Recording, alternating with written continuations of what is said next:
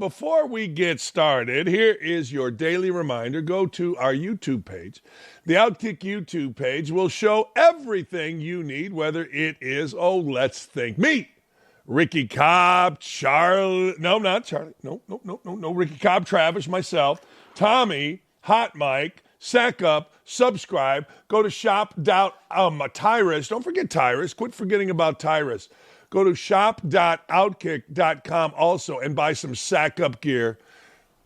I'm going to wear my Kiss My Backside shirt on Monday, and you guys are going to swoon. Look at that right there. A little Sack Up gear. I was wearing it yesterday. Had literally 4 people come up to me, go, yo, Dan, where do I get it? Shop.outkick.com. Let's go. What are we doing? All right, I'm telling you. Look, if you really watch Major League Baseball, one of the things that Major League Baseball has done is make it a global game. Very smart. I mean, just look at lineups. Much of the lineups are from South America, Central America, places like that. It is truly a game for everybody, not football. Football, you only play in where? America. Tell me about that English football league. Well, I will tell you, a friend of mine, Dale Speckman, is the all-time leading rusher in England. He is.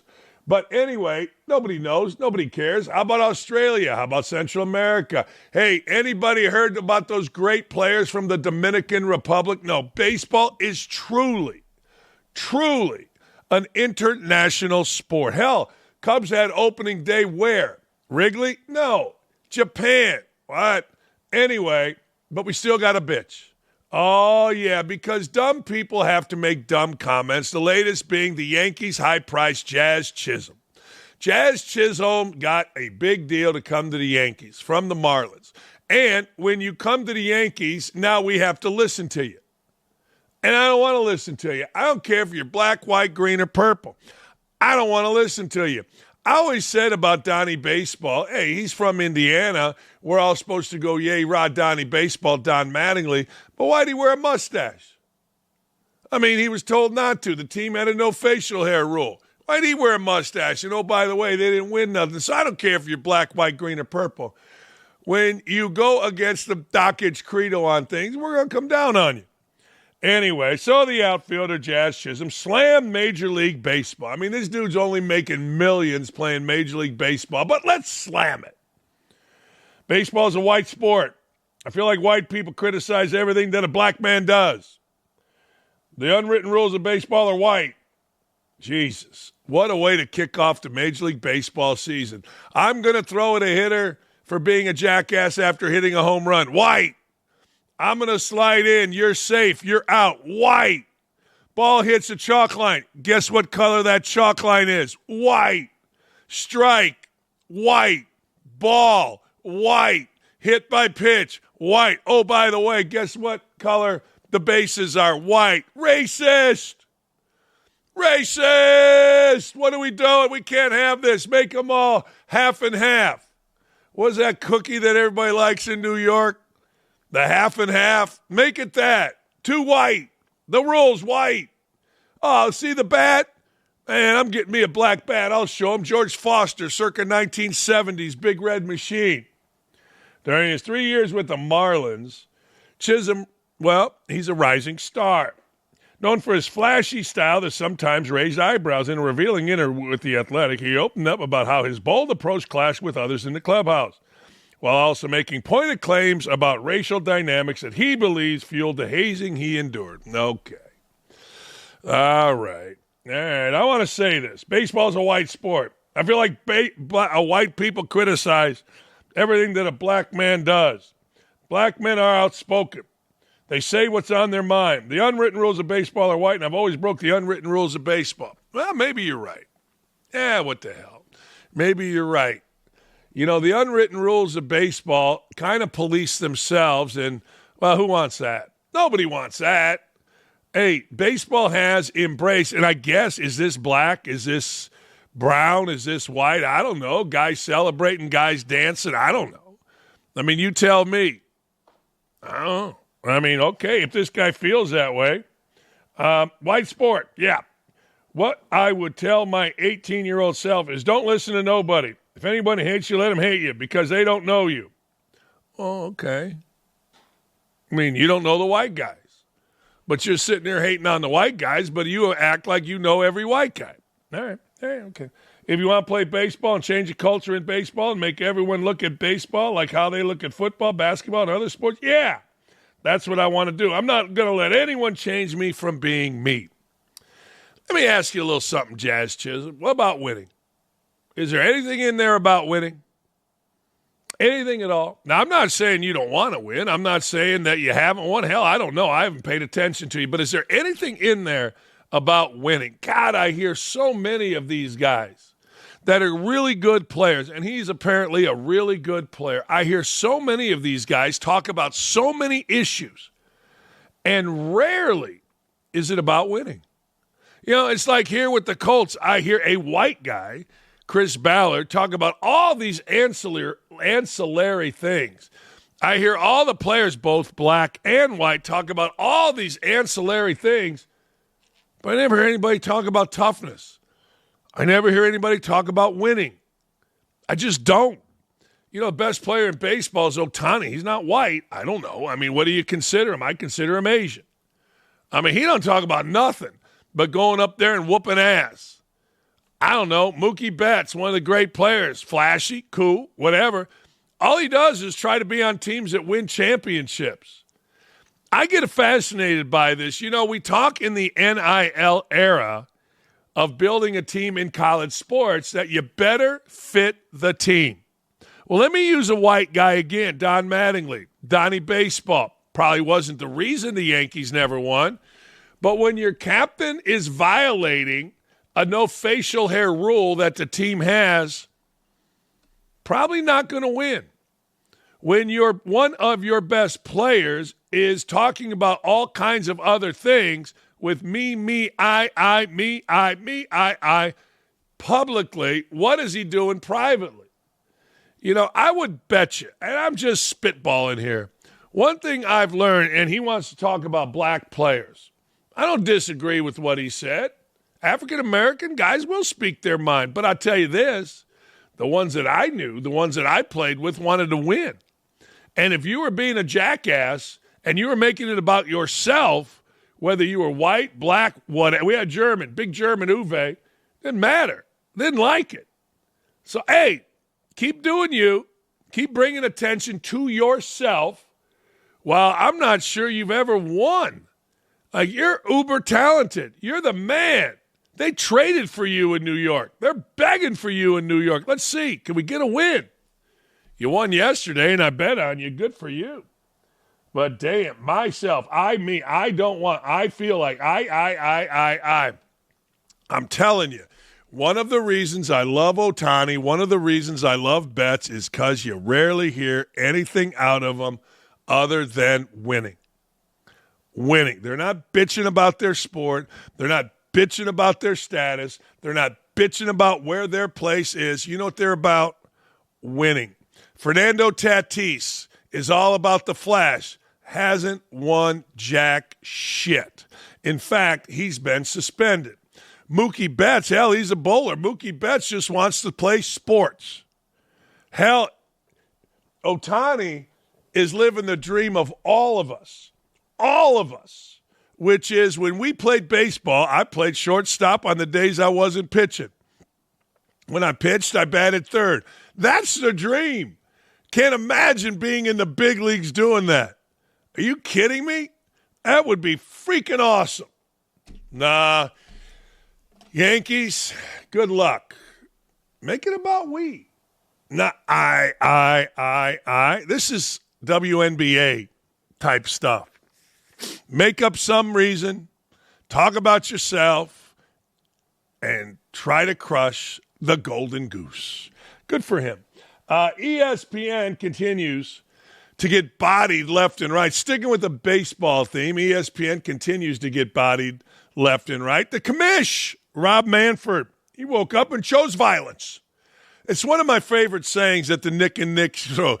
I like standing on business on this show, and I like, hey, you know what I did today, Nick?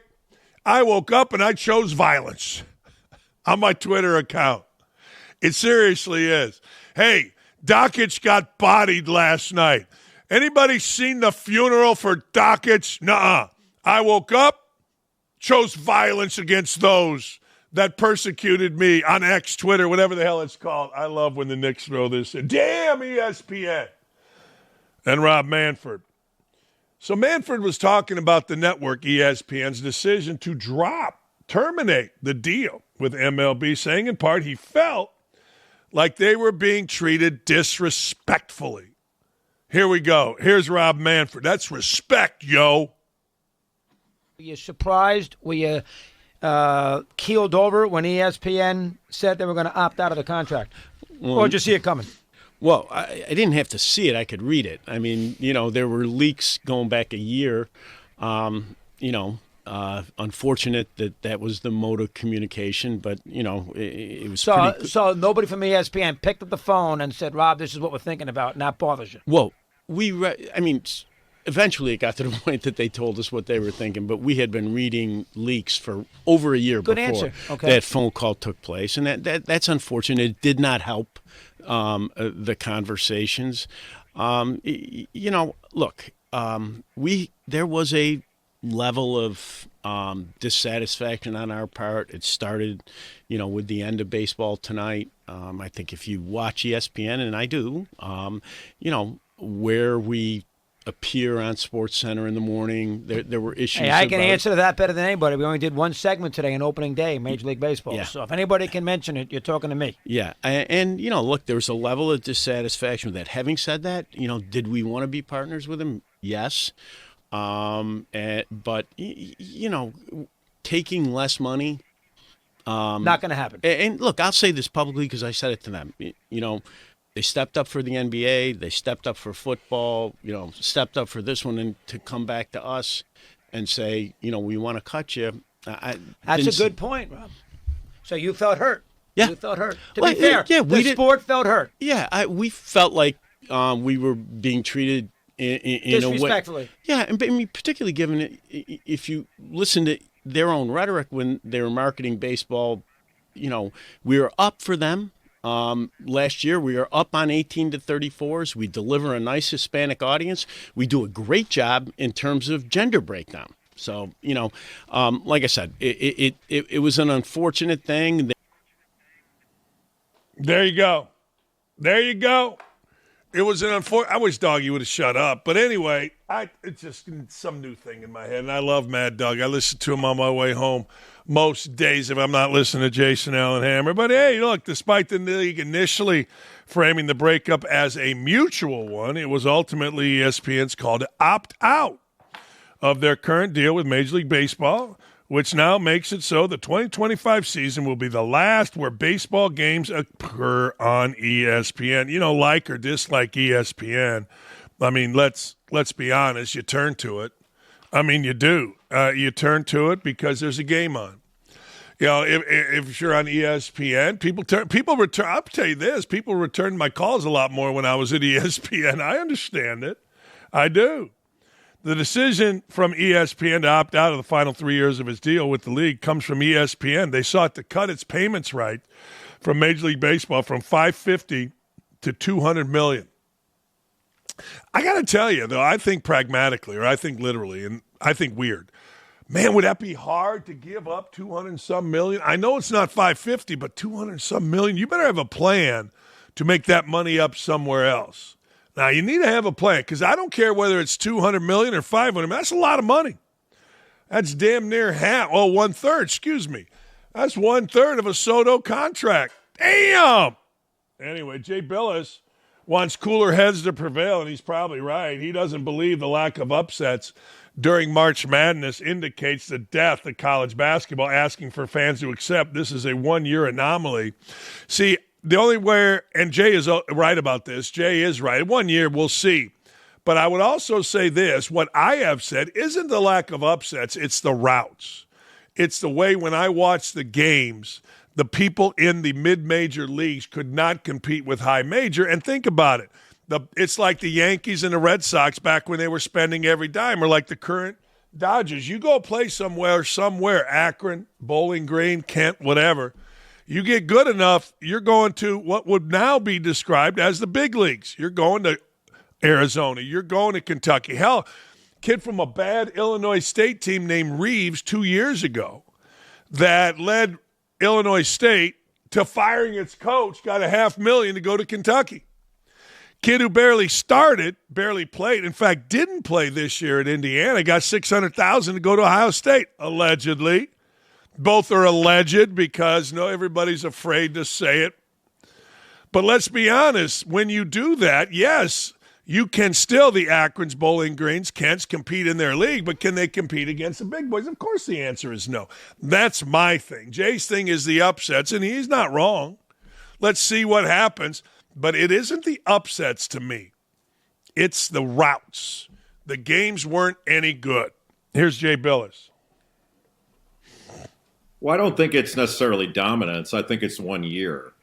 We've had years like this before where we didn't have as much quote-unquote chaos in the first and second rounds as we've had in other years. It's a year-to-year thing. And what I think people tend to forget, it's a lot of, in my view, facile interpretation. Like, we didn't get as many upsets as we tend to like or fans tend to like in the first 2 rounds. Therefore, it's the fault of NIL and the portal.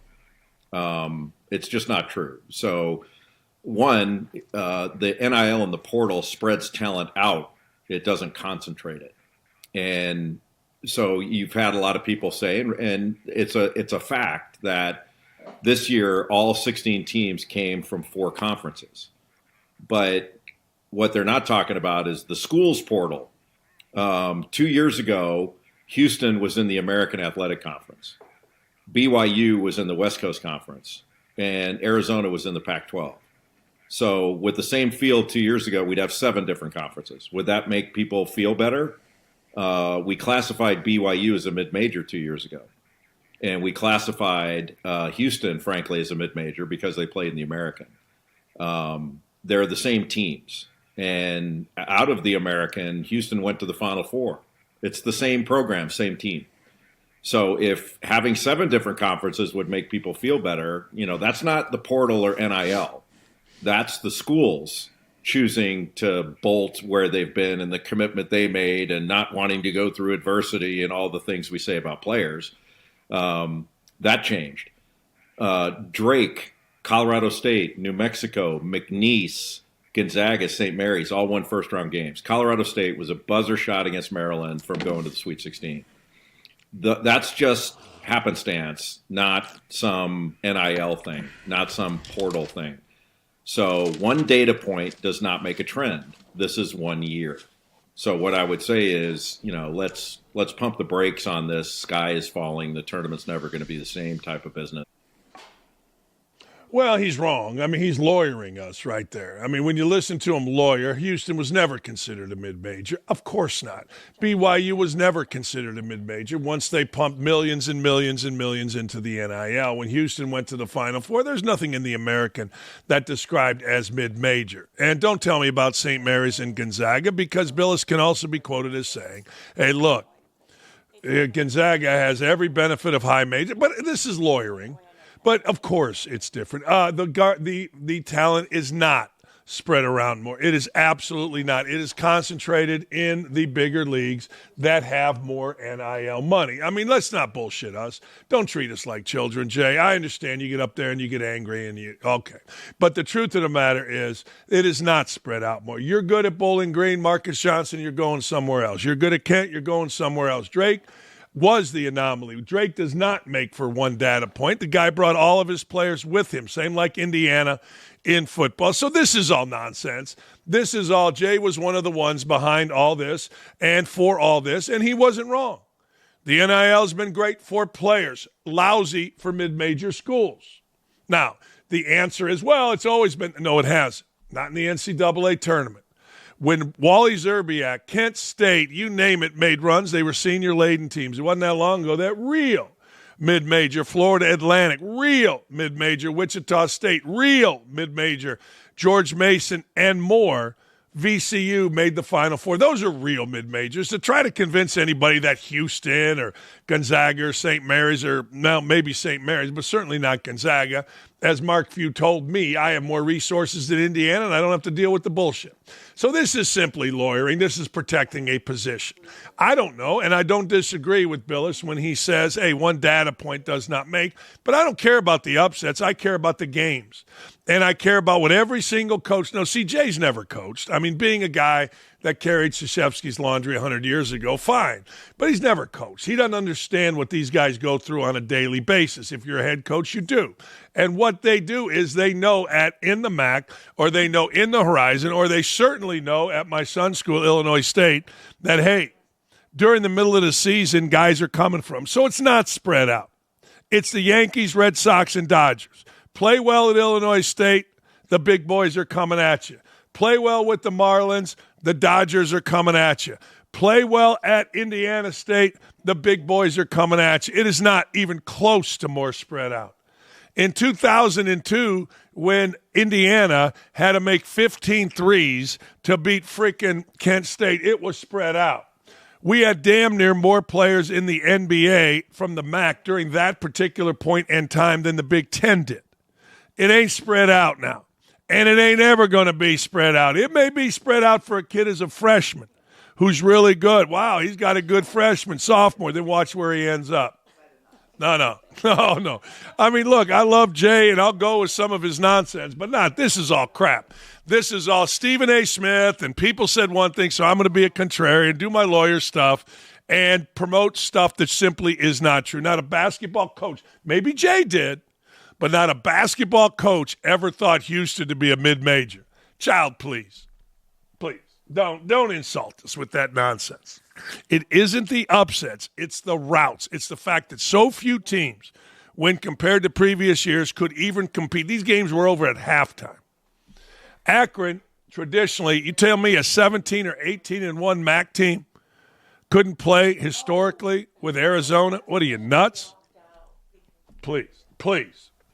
I think it's safe to say LeBron James going on Pat McAfee's show, well, ruffled little feathers. And he went on there to shit all over Stephen A. Smith. It's gotten sass, Stephen A. Smith. A little pissed off. He goes for 15 minutes every day. Now, I've told you this. He's the guy that got his ass beat on the playground. When LeBron confronted him, he backed down. At least it looked like he backed down, like a little boy on the playground. How about that? Backing down to the bully. And now he's got to, like Frank Kaminsky back in the day, with Jimmy Butler, he's got to figure out a way to make this look better. So he's talking. He keeps talking. He's lashing out. Don't worry. We will spare you the full 15 minutes of all of his bullshit. But I never brought up why you were not at Kobe's memorial service. Shots fired. Apparently, he was at Kobe's memorial service. Apparently, Stephen A. Smith had an issue an apology. Oh, I'm shocked that this clown, Stephen A. Smith, would just throw stupid against the wall. I'm surprised he apologized. I'm surprised the white bosses in Building 4 didn't say, Stephen, you do whatever you want. Just don't play the race card, Stephen. Come on, Stephen. My family can't handle that. Come on. Yeah, no, Stephen, don't do it. My name's Connor Shell, Burke Magnus. We can't handle not the race card. Oh, my God, no. Hey, fellas, I'll do what I want to do. Okay. That's how ESPN does. That's how Burke Magnus and Connor Shell do when they see Stephen A. I'm sorry, don't play the race card. Yes, whatever you want. Lasagna? Yes. No, wait. Lobster? Yes. No, wait. Chateaubriand? Yes. Here's Smith saying stupid stuff. I suggest that he be happy with the things that I haven't brought up.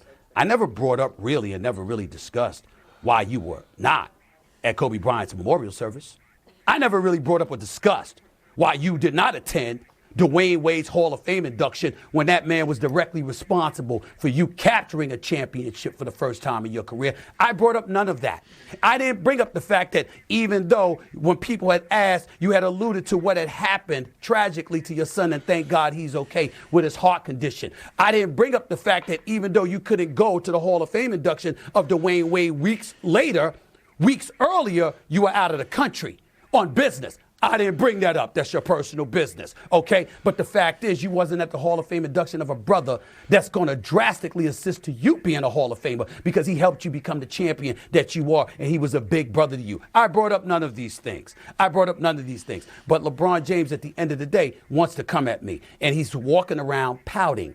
Why would he be pouting? The man is 22. He is universally recognized as the Mount Rushmore of basketball. He is unquestionably one of the greatest players to have ever played basketball. I have him top 2. Stab me in the chest. Crucify me. Throw me in jail. Of the thousands upon thousands of players who have played in NBA history, I have this man number 2 overall in the history of basketball, despite Kareem Abdul-Jabbar being a 19-time All-Star, a 6-time champion, a 6-time league MVP. It was the greatest, the most trusted move, offensive move in NBA history with the Skyhook. I still had him ahead of Kareem Abdul-Jabbar. It's not enough. So much so that you go this route. It's very unfortunate that he has done this. It's very unfortunate that he has tried to ostracize me amongst the NBA community and the sports world and beyond, talking about how I talk about I'm pooping on the players and all of this other stuff. They don't bring up all the time we praise the players.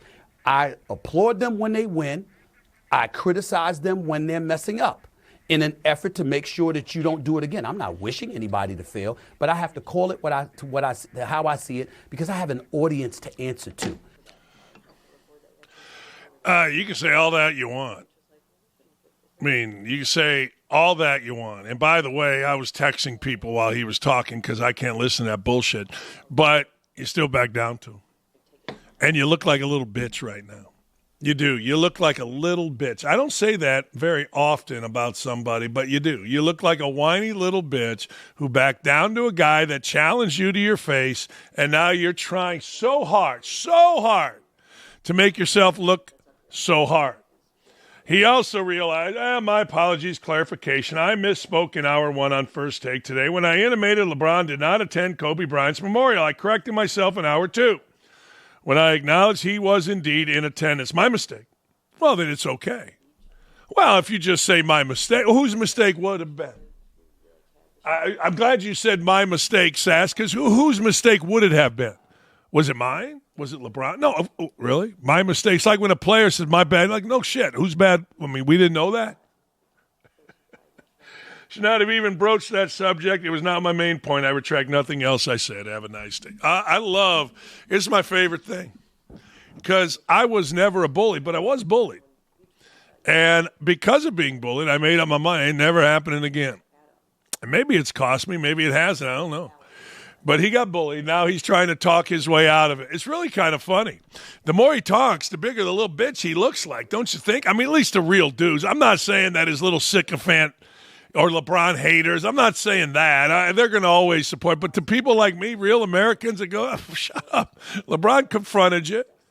You backed down like a little bitch, and now you're doing what little bitches do.